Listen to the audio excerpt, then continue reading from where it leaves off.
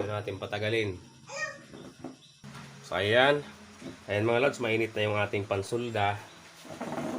So ituturo ko sa inyo kung saan natin ikakabit itong supply. So ito ay half wave.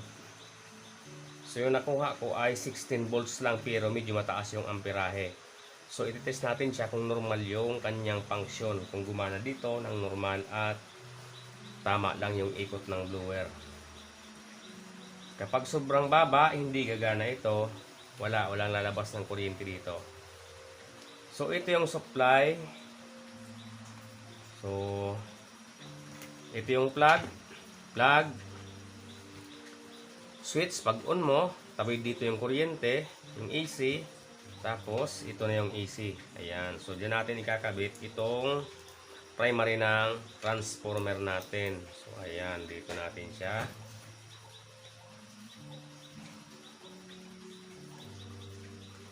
Para dumaan din siya sa switch. Ayan.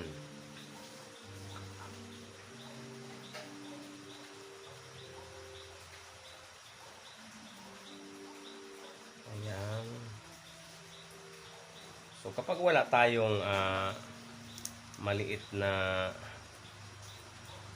24 volts, pwede rin yung ganito kasi mas matibay pa nga ito kaysa doon sa auto volts na power supply na 24 volts.